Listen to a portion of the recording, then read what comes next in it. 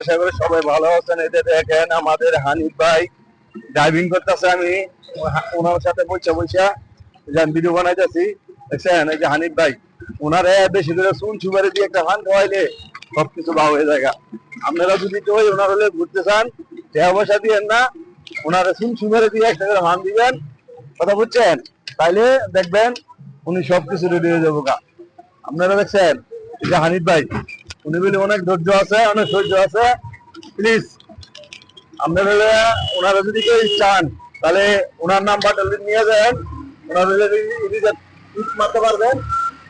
আর ভিডিওটা দেখে সবাই লাইক করবেন, শেয়ার করে দিবেন। ভাই লাইক কমেন্ট শেয়ার করে দিবেন, ফলো দিয়ে দিবেন।